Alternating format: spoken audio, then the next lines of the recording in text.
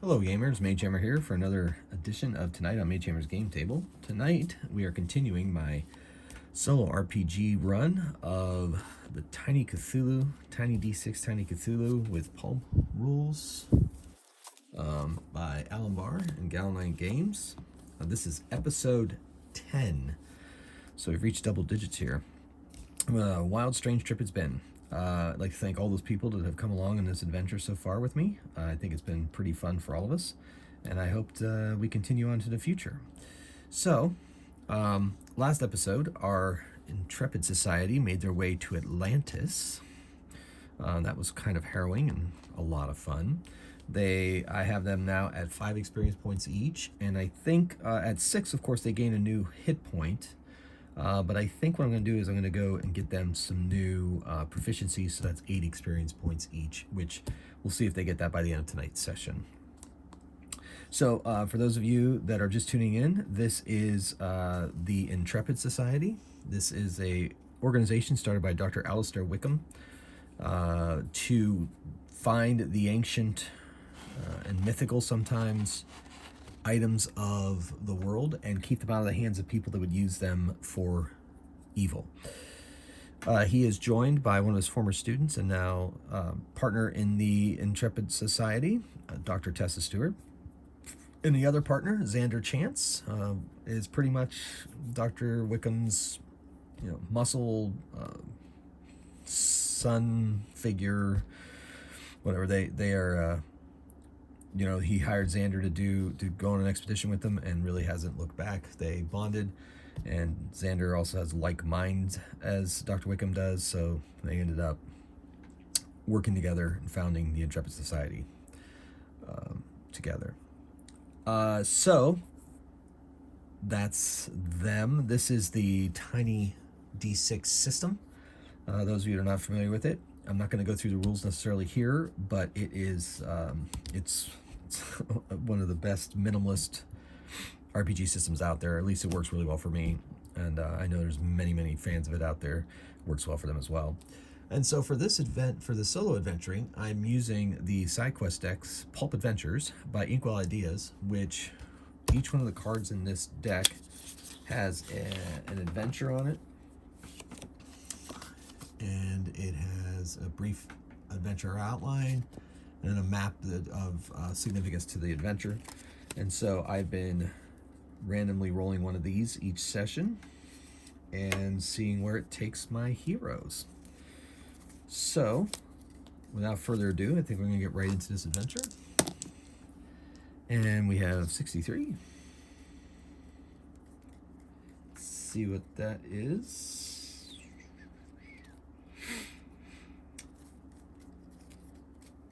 Dun, dun, dun, dun, dun, dun, dun, dun,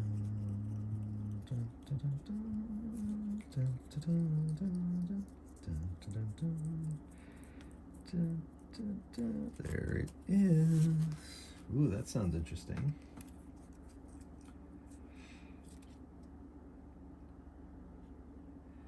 Okay.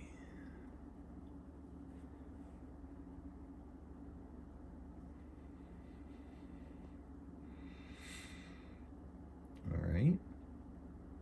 Got it.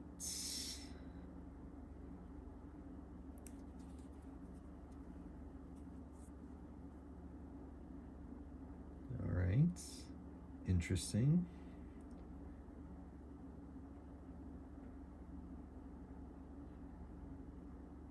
All right. Wow. Okay. So I guess I'm choosing this one. We're gonna go for it.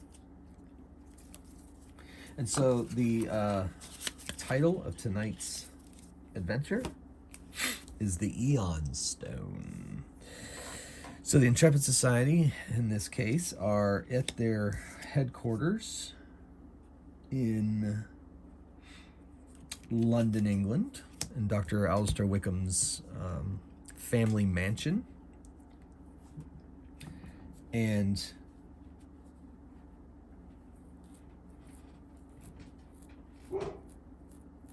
there is a knock on the door,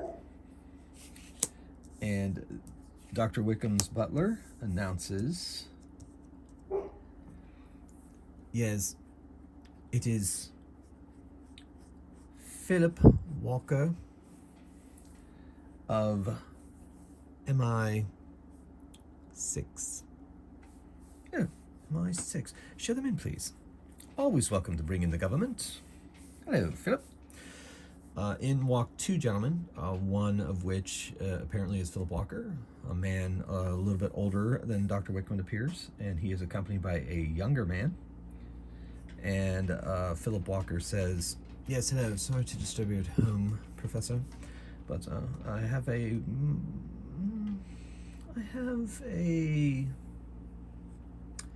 something that may be of interest to you and your society." "Oh, of course, always willing to help out the government. Please have a seat. Bring you some tea." "Oh, that would be lovely, thank you." So the two of them sit down. "Yes, I'm sorry, where are my manners? I am Philip Walker, and this is Agent Trent." That's all I'm going to say. And Trent kind of nods his head, and Xander says, "Talkative. You are one to speak. You are one to say. You can't shut you up sometimes, or can't get you to talk sometimes." "Oh, anyway, I'm sorry. Ignore him. He's American." "All right. Anyway, so what can we help you with?"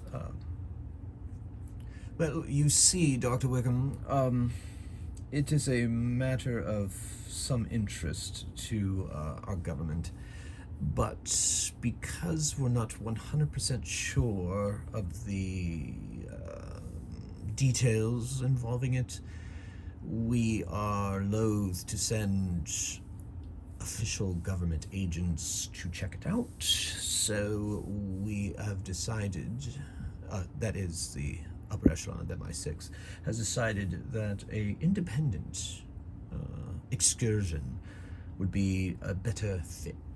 And so that's where you come in. You, of course, were the first to come to mind." "Oh, well, I'm flattered. Yes. Well, not you necessarily, Professor, but Dr. Stewart." Oh, well, all right. Dr. Stewart, you are a, shall we say, expert in the Spanish colonies, particularly Mexico." Yes, I am actually. I speak Spanish quite fluently, and I have studied many of the Spanish colonies and their history and their relics quite extensively, yes. "Well, you see, no doubt you've heard of the stone spheres of Costa Rica." "Oh, yes, of course. No one's really sure exactly what they are, but some say they're hollow, some say they are, I don't know, completely solid, but no one really knows who made them. But they are quite a fascination, yes." "Well, yes, apparently one of them has opened." "What? Really? Fascinating. Oh, my. Really? That's quite what was in it?" "Well, that's the thing, you see. We don't quite know. The locals were able to make off with whatever was inside. But what few details we've received is that the sphere actually was hollow and something was inside of it. But that thing has now disappeared. Whether it's being hidden, whether it has been stolen, we are not entirely clear, but what we would love to do is to send your team there, of course, under the subterfuge of being a research team, perhaps. Of course, you cannot be connected to the government because Her Majesty should not be involved in any way, of course. Oh, well, of course, discretion is our middle name." Yeah, sorry. Sorry, I had to clear my throat there. Of course, the butlers since brought in the tea, and they are sipping their tea, and Xander almost spit his out at Dr. Wickham's previous comment. So, Dr. Wickham's like, "Well, this is quite exciting." And Dr. Stewart's like, "Yes, oh my goodness, I can't wait to get there and see inside the stones. It's fascinating." "Yes, well, we were hoping that you would see it that way. So, as far as we know, you could leave immediately. I've taken the liberty of having the Cambridge University staff write you up some papers about your journey under the guise of a research project. Oh, well, thank you very much, my good man. That's wonderful. Thank you. Yes. Please, when you return, report back, of course, and let us know what's going on. And if there is any way at all you could bring one of the stones back, or at the very best, whatever's inside of one of the stones, if you manage to open another one, or get someone to open it for you, we would also be very interested to know what was inside of it, just as a matter of caution. Oh, yes, of course. That sounds wonderful. Yes, we look forward to it. Excellent. Well, without further ado, thank you for the tea, and we look forward to your report. And here are the papers. And Agent Trent hands the folder to Dr. Stewart. Thank you. Excellent. Well, we'll be on our way, and we look forward once again to hearing from you. So they're shown out by the butler, and the three of them together, they decide to do some research, as they usually do before they head out of Dr. Wickham's, actually it's Dr. Stewart's book collection and she can't really find, doesn't appear as if she's found anything else that she can use beyond her own knowledge that she already has. But since she is the expert, I will give her probably advantage when it comes to anything on there. But Dr. Wickham's research didn't necessarily yield anything. So they spend a couple hours doing that. Then they get to the plane that Dr. Wickham owns, but Dr. Stewart flies. And they take off for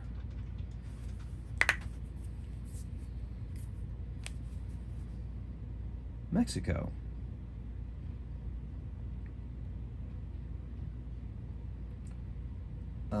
So they managed to find a airstrip in Mexico that will, near Costa Rica, that will land them on the mainland before they head into Costa Rica itself.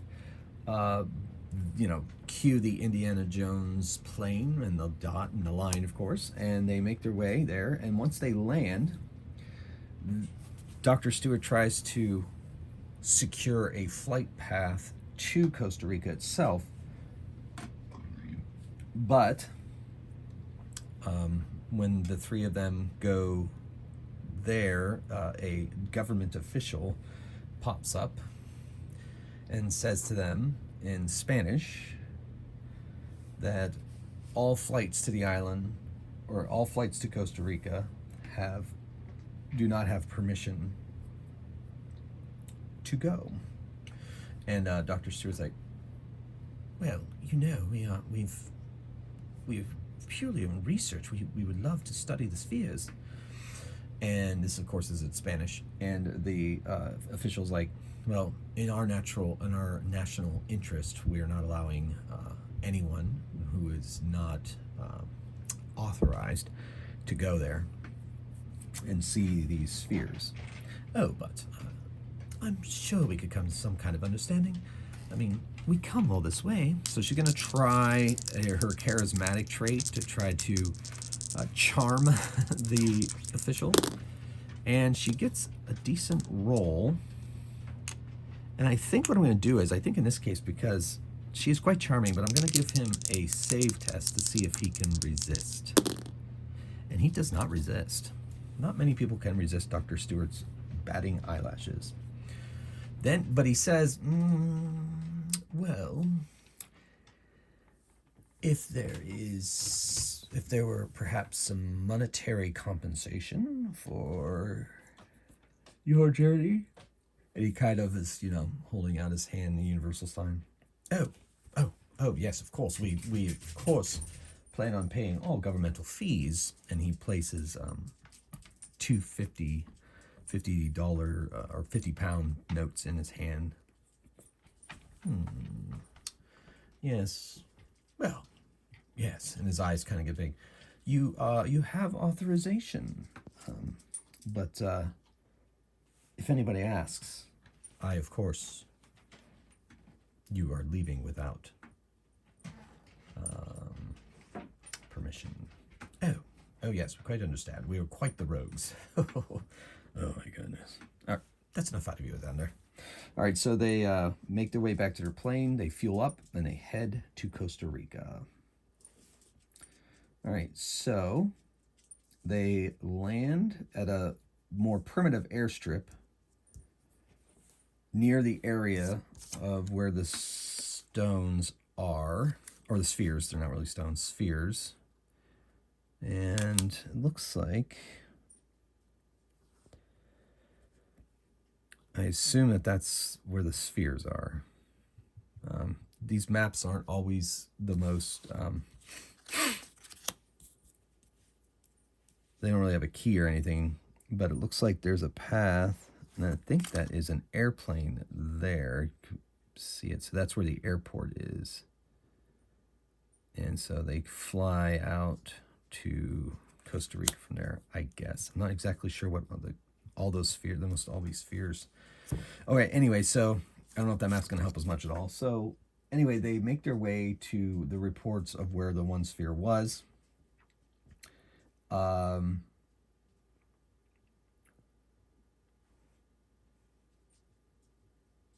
Okay, cool. So they make their way to where the stone open is, and they, Dr. Stewart is fascinated by it. They talk to some of the locals that are there, and most of the locals kind of give them the side eye and looking at them, you know, foreigners, you know, don't really, they're not very trustful of them. So, but it helps that Dr. Stewart does speak Spanish. And they get some locals to agree to take them to where the stone is, and they show them. And Dr. Stewart's just fascinated. And there's a space enough in there that she's asking any of the people if they can tell her, you know, what was in it. And everybody's kind of cagey. They don't really say anything. They don't really trust these foreigners. So ultimately, they don't really get too far. But they do ask, Dr. Stewart asks, so where are some more stones? And see if she can. And so one rather shy woman says, well, I know where another one is. Oh, wonderful. Could you take us to it, please? And so she leads them to the next stone. And there are more locals there as well. The woman that takes them is there as well, and they,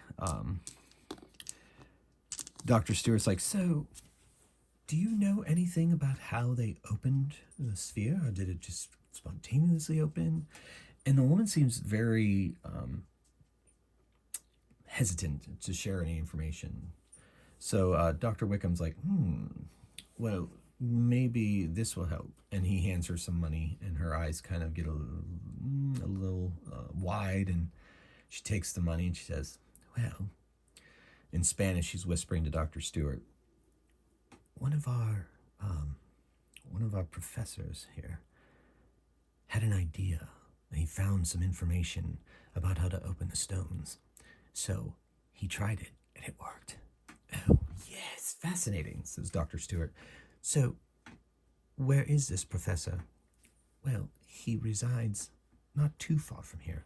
I could take you to him. But I'm not sure he would be willing to tell you the secret. Oh, I just like to talk to him from one scholar to the next. Okay. And Dr. Wickham goes, yes, please take us to him, and hands her some more money. She pockets the money and says, well, follow me. And she takes them to a rather, they travel for about an hour on foot to a rather nice looking little village, and one of the medium houses in the village.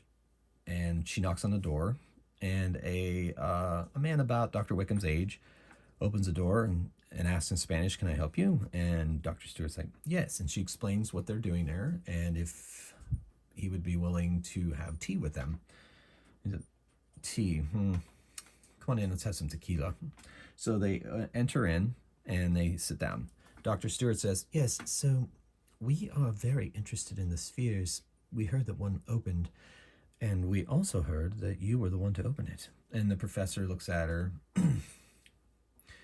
and takes down some tequila and says, yes, I've been fascinated with the spheres since I was a boy.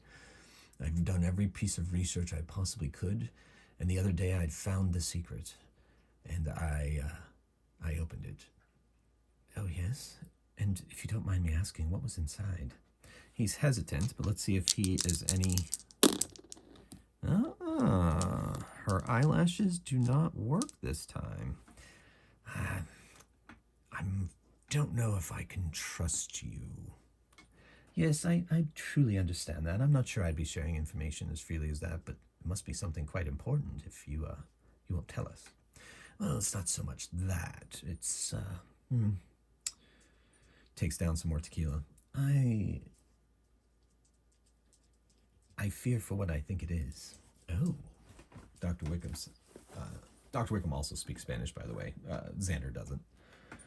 And Dr. Wickham's like, oh, and he kind of gasps, and Dr. Stewart gives him a side eye. It's like, and what exactly do you think it is?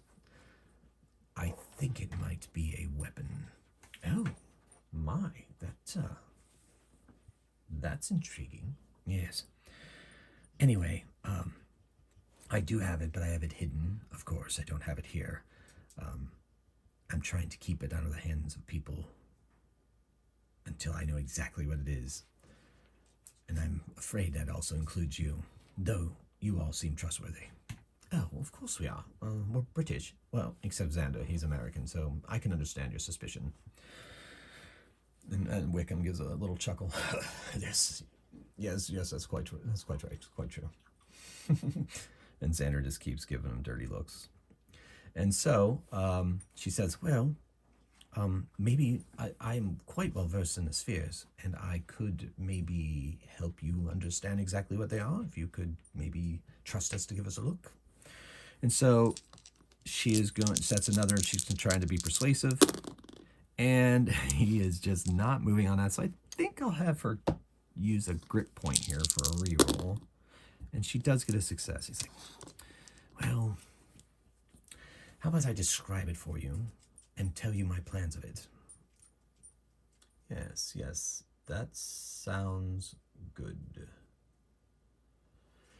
All right. I like that compromise. So he explains to them that what he found inside the sphere was a clockwork mechanism. He could not determine its age, but it was still in working order. And he believes it didn't start... It started to move once he opened the sphere. He opened the sphere, he saw the mechanism, and then as soon as he saw it, it started to move. The clockwork cog started to move. And so he thinks somehow, some way, maybe with some kind of radio technology from whoever created the spheres or something, that it was going to send a message to something. So he's not 100% sure exactly what that is. And so Dr. Stewart says, well, I believe the only way to really test some of your hypothesis is to maybe open another sphere. And he says, yes, I've been thinking about it. And she said, so you do have the method for opening them. Have you attempted to open another? No, I've been trying to think about what I'm going to do about it. And so but yes, I don't know. For some reason, I feel I can trust you all. Let's go find a sphere, and I will show you how I open it. Meet me out there. He gives them the coordinates, basically directions to a nearby sphere, and says, "I'll meet you there in about an hour. I need to prepare my mechanisms." Oh, excellent. Is there any good restaurants? Oh, yes, of course. And he gives them directions to the most recent restaurant. So they go and they have a nice meal, and they are waiting at the sphere after about an hour, a little less than an hour. And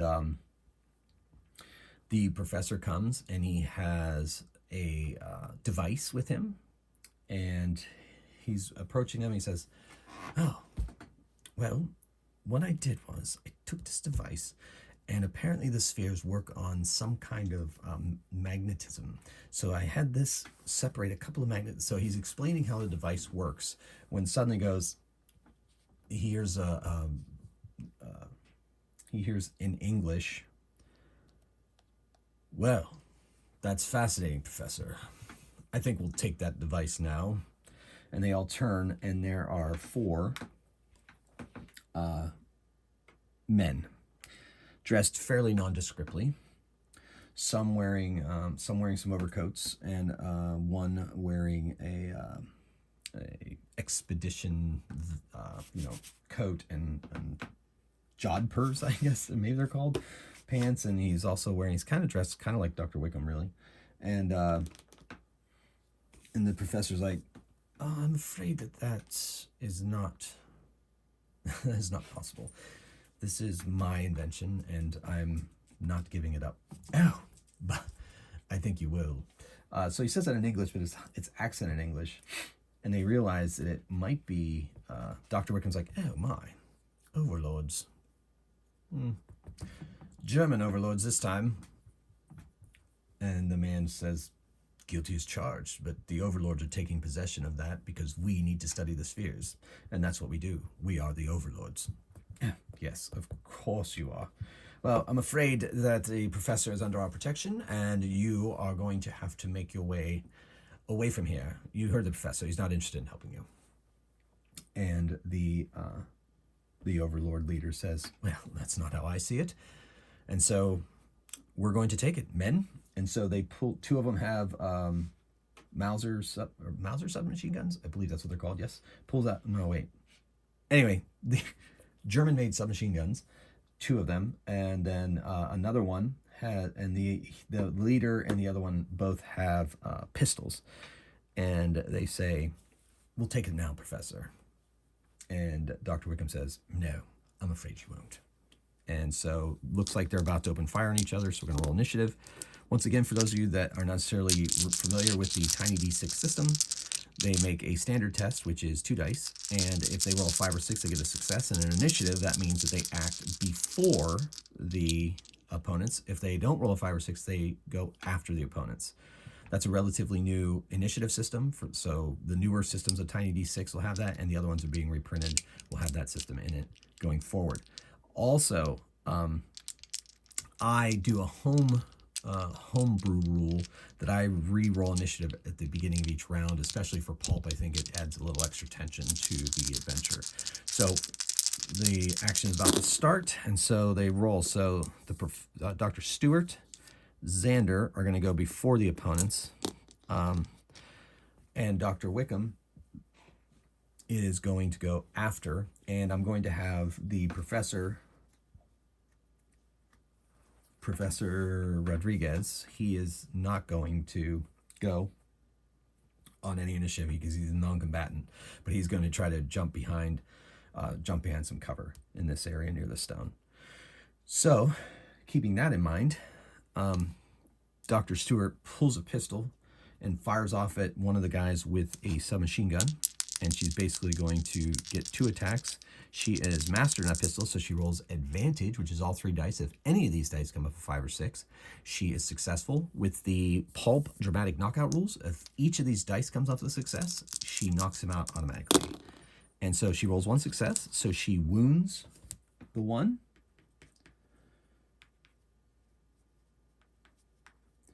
And then she fires another shot. You get 2 actions in Tiny D6 games, and that can be 2 attacks, move and attack, attack and focus, attack and aim, stuff like that.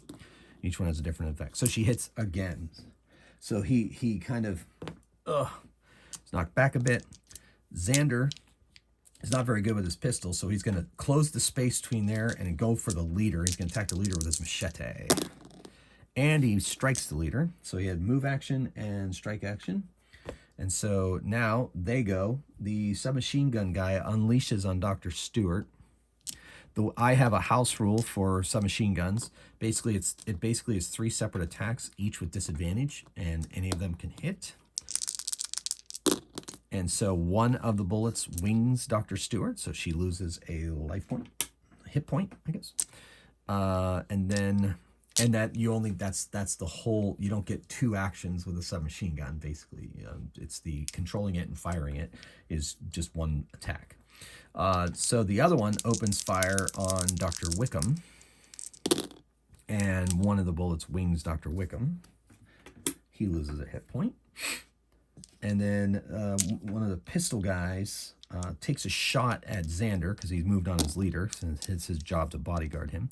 So he fires and misses, and he fires again to attack. I'm giving him two actions. And he wings Xander. And then the leader is close. He can use his pistol. In Tiny D6, if you use a ranged weapon in close proximity, you have disadvantage with the attack. However, I have a home rule that pistols do not suffer that penalty. So he is going to fire off a shot at Xander. And he is the boss, so I have him mastered. And he misses his first shot. And his second shot, he hits. So Xander takes another hit. And now it's Dr. Wickham's attack. He takes his pistol and fires at the same guy that... No, he's going to fire at the other one with the submachine gun. And he hits. And Dr. Wickham doesn't feel too threatened yet, so he's going to fire off another shot. And he misses. And he's getting crazy, so he's going to... Well, not crazy. He's feeling bold, so I'm going to spend a grit point to see if that shot actually hit. And it did. Ooh, it's close to a dramatic knockout. So he winged the other submachine gun wielder once. All right, so now it's initiative again in my homebrew rules. And Dr. Wickham and Xander are going after, but Dr. Stewart goes before. So Dr. Stewart is going to fire off her pistol at the first submachine gun guy, and she hits. And she's going to fire again, and she misses. Then the enemies go. So submachine gun guy unloads on her and misses all three shots. And the other one fires at Dr. Wickham. And one of them wings him, takes another hit. And then guy with pistol shoots again at Xander and misses. And shoots again and wings him. And then the leader is mastered in the pistol, and he shoots and hits Xander. So Xander's taking a beating here. And another one. Now Xander attacks. He attacks the leader with his machete and hits. That was a 5. Does a wound. Gets the leader. And he takes another swing, backswing, and dramatic knockout. Now this leader is not the leadery, so he's down. Boom. Sunk him to the ground. All right. So that's his 2 attacks. And then Dr. Wickham fires his bullets off at the other one with the submachine gun and misses. And fires again and misses again. Dang. Okay. And so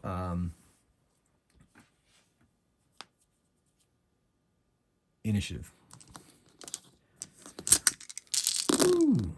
Bullets flying everywhere. Machetes. A little bit of blood. Yeah. All right, so they all go before the opponents. Xander moves up on the other pistol guy and takes a swing, hits him. So move and strike. That is his full combat action. Dr. Wickham fires again at the other submachine gun wielder, hits him for a point, and takes a second shot. And strikes, dropping other submachine gun. And then Dr. Stewart fires off at the submachine gun guy, hits him, that drops him, and she shifts her aim at the guy fighting Xander and lets off another shot and wings him as well. Overlords tend to be zealots, so he is going to fight on, and he fires his pistol at Xander. He's going to take 2 shots, and he gets 2 hits. So Xander's down 2 more hit points. And then it's initiative. Can this guy get off 2 more attacks before anybody in the group? We shall see. And Dr. Wickham, yep, all of them go before the enemy. So since Xander's closest, he's going to take a swing with his machete, hits him, strikes him, backswing with machete, and ooh, he misses. So he's going to spend a grit, try to take him down now. And he does. Boom. He drops him. So the overlords lay incapacitated at their feet. They truss them. If the ones that are alive, they tie them up and clear their weapons and say, if the and Dr. Wicker's like, if the overlords are interested in this weapon, this bodes very ill. I wonder what information they have. Professor, have you talked to anyone about this?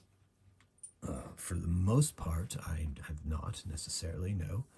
I mean, I haven't exactly been completely discreet, though. Obviously, you heard about him. Yeah, yes, good point, good point. Anyway, well, we'd better hurry. Let's open one of these spheres. So they open the sphere. His machine works beautifully. He sets it up against the stone, starts moving it, and slowly but surely the sphere starts to open up. And inside is another clockwork mechanism. As soon as it opens, it starts to move. The cogs start to move. And Professor's like, And Dr. Wickham's like, Professor Rodriguez, would it be too much to ask that could we take this device with us and study it?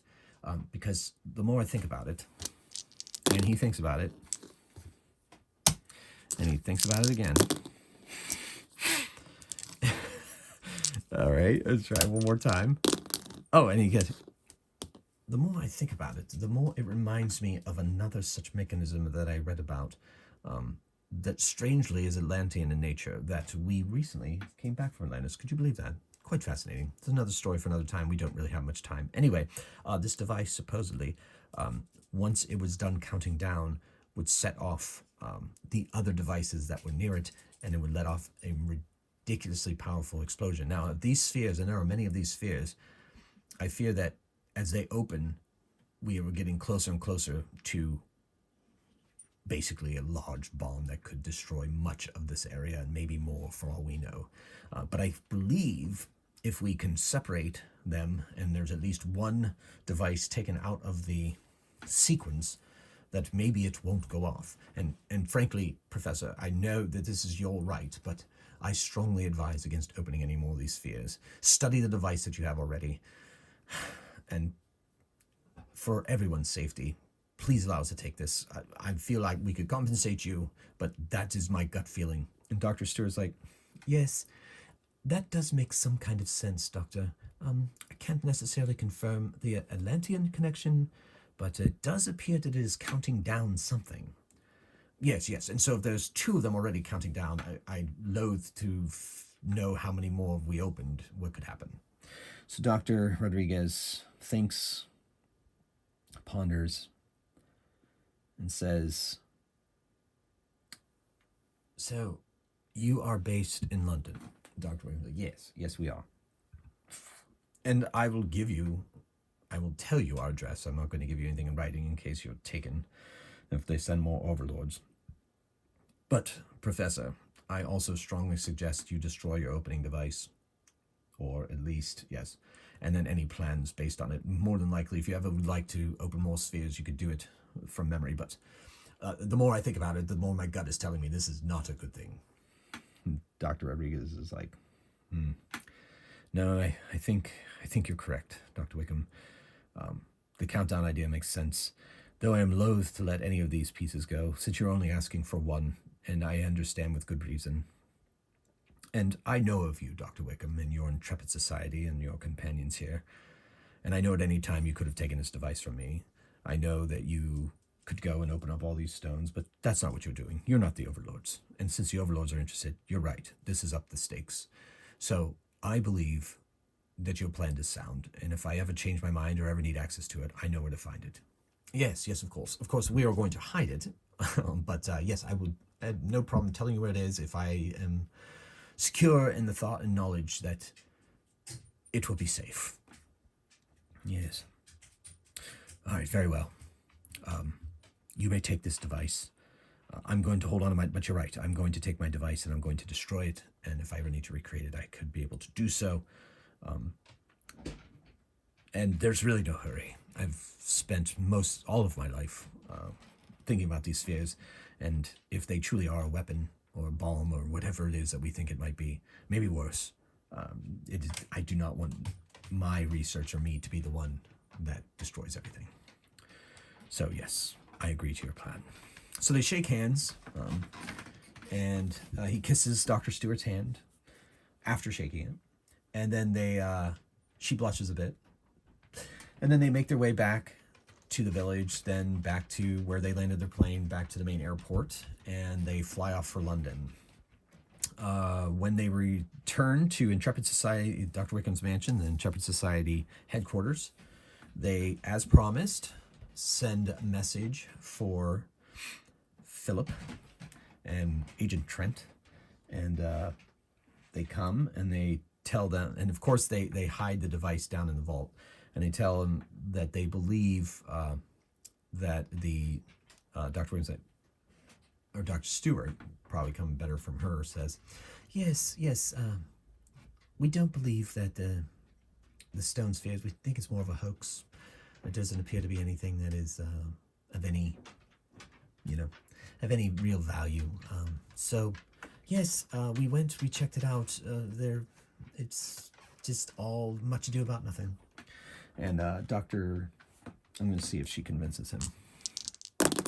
And Philip is like, well, your country thanks you. Thank you for looking into that. If anything else develops for some reason about that, then please don't hesitate to ask. Oh, of course not, Philip. Thank you. Thank you once again for thinking of us. It was quite a great adventure and journey. I mean, we've basically got a vacation of Costa Rica out of it. Yes, well, I guess that's very nice. Well, you all have a wonderful day, and if we ever need you again, could we call upon you? Oh, of course. We're always willing to help Her Majesty and jolly old England. Oh, it's good to hear. And so they leave, and then Xander's like, think we fooled them. And Dr. Wiggum's like, no, but I'm sure as heck not going to tell them about this. Unfortunately, I don't even trust my own government and what they would do with this knowledge. So, for now, the device remains hidden in the vault, and hopefully, we never find out exactly how destructive the technology in those spheres could be. Yes, hopefully not. But I fear something is coming. The overlords, they're everywhere we go. It truly is making me nervous, giving me anxiety. Oh yes, I agree 100%. And Xander's like, yeah, can't trust them. No. Well, until then, we should remain vigilant and continue to go about the work of the Intrepid Society. Well, ladies and gentlemen, that's that episode 10. Thank you for coming along this ride with me. I hope you enjoyed that session. I am going to give them the 3 hit points, so they're at, or experience points, so they're at 8 experience points. And I will decide on what weapon groups I'm going to give them, and I'll have that all ready for next adventure. But for now, thank you once again for watching. I hope you enjoyed it. And until next time, keep on rolling dice and playing games. And Magehammer out.